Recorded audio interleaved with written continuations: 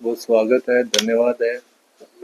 अभी 22/8/2025 को मेरे घर पे करीब 2 बजे दिन में गोली चलाई गई कैमरे के ऊपर। तो मैंने रात को मैं चोपटा थाना में एप्लीकेशन देने गया करीबन 8 बजे। तो वहाँ पे जब मैंने एप्लीकेशन दी तो मेरे पिताजी के फ़ोन के ऊपर एक धमकी भरी कॉल आई व्हाट्सएप पे, जो मेरे पास नंबर अभी फ़ोन के अंदर है। उस पे ये बोला गया मेरे पिताजी को, या तो तेरे बेटे को समझा ले, नहीं तो पहले तो कैमरे पे गोली मारी है, अब की बार तेरे बेटे का सर उड़ा देंगे।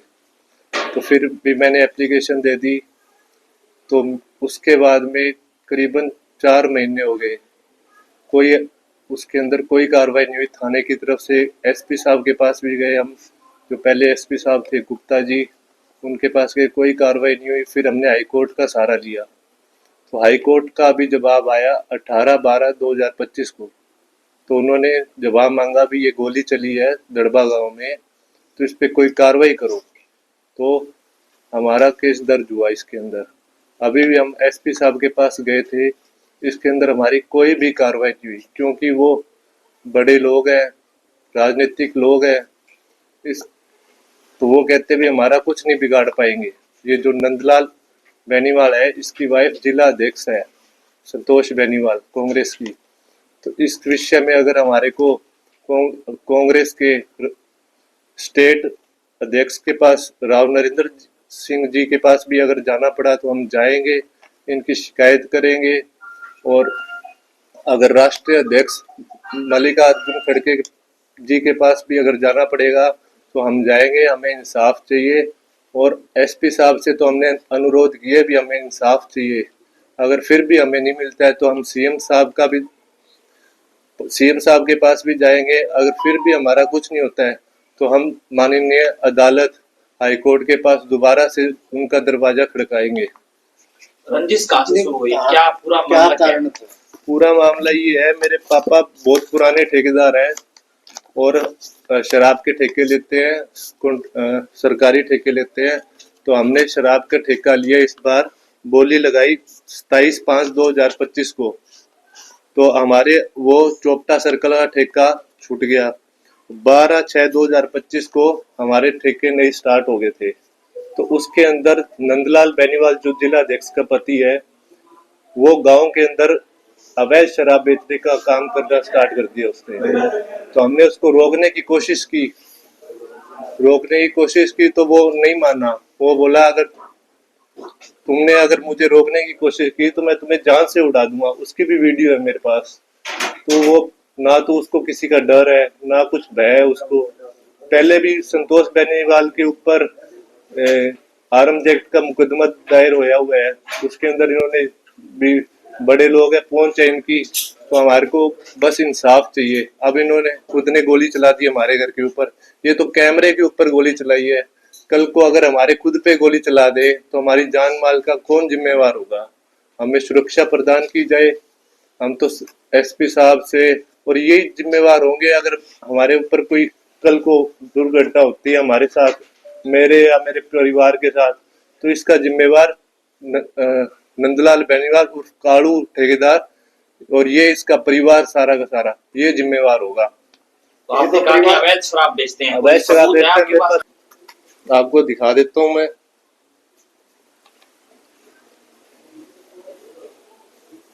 घर से ये इनके घर से ये देखो शराब लेके जा रहे हैं।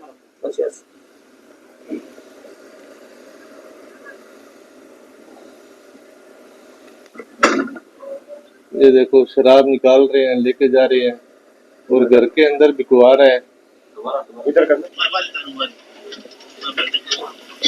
ये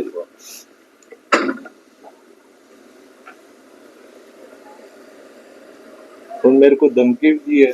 पीछे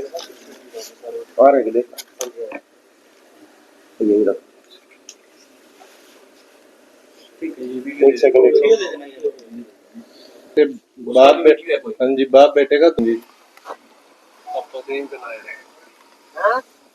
मैं पुलिस को बुलाता था, सीआईए और 112 सबको बुलाता, अभी घर पे अवैध शराब बेच रहे हैं। तो इनको कोई फर्क नहीं है, क्योंकि पावर है इनके पास, जिला अध्यक्ष का पति है। तो अभी भी ये बोलते हैं भी हमारा कुछ नहीं बिगाड़ सकते। वैसे तो है तो आपका एक ही परिवार है। परिवार तो एक है, लेकिन बिजनेस तो अलग अलग है। परिवार में तो सभी एक होते हैं। धंधा करते हैं, हमें तो इंसाफ चाहिए। मैं कोई तरह कर थोड़ी नीचे काम है, एक ना काम कराना है, ये दुकान कोई काम पारिवारिक रोड पर व्यापार की है। यही है, यही हमारे साथ हर बार। पहले मेरे घर पे पिस्टल लेके घुस गए थे, धमकी दे होके मारो गांव और वो भी उसी मुकदमे में भी हमारा राजीनामा हुआ था कि चलो कोई ना, घर की बात है। जमाई को नहीं कब्जो नाम ये करा ये घर की है। मार दो फिर मेरा पड़ोस में मार दो। अच्छा हाँ तो मैं घर पड़ोस में को नहीं, हाँ तो मैं तानु कोई तंग थोड़ी करा, मारा थोड़ी है। मैं तो रोड पर खड़िया देंगे धमकी जो रोड के किन्ने गाड़ी किन्ना के धमकी देने लग जाओ बेचारे घर के टेबल लाओ क्यों बाहर ने घटे जिले पास रोड पर खड़े हो, रोड को नहीं सरकारी। हाँ कोई बात नहीं। को कॉल करना था भी आओ इनको चेक करो भी अवैध शराब बेच रहे हैं, तो ये आके मेरे साथ झगड़ने लगे रोड के ऊपर। तो क्या मांग करते हैं आप? मैं तो प्रशासन से, एसपी साहब से ही मांग करता हूँ कि मेरे एक तो जान माल की सुरक्षा की दी जाए, और इसका दूध का दूध और पानी का पानी निकाला जाए, क्योंकि हमारे को इन्होंने मेंटली टॉर्चर कर रखे हैं। कभी किसका दबाव दिलाते हैं, कभी किसी का, कभी कहते हैं कि हम तुम्हारे को जान से मार देंगे। हमें तो इंसाफ चाहिए। अगर फिर भी हमें नहीं मिलता तो हम मुख्यमंत्री जी के पास जाएंगे। अगर हमारा कोई इंसाफ नहीं मिल रहा, फिर हम दोबारा से माननीय अदालत हाई कोर्ट का दोबारा से दरवाजा खटकाएंगे। कोर्ट के आदेश पे हुई है, हाँ जी। उसके बाद आगामी कोई कार्रवाई पूछने की? अभी तक तो कोई कार्रवाई नहीं हुई। मैं एसपी साहब से भी मिला था, उन्होंने बोला भी कोई ना, देखता हूँ मैं करवाता हूँ, लेकिन अभी तक वो अभी घर पे बैठे ये बोल रहे हैं अभी हमारा क्या कर लेगी पुलिस।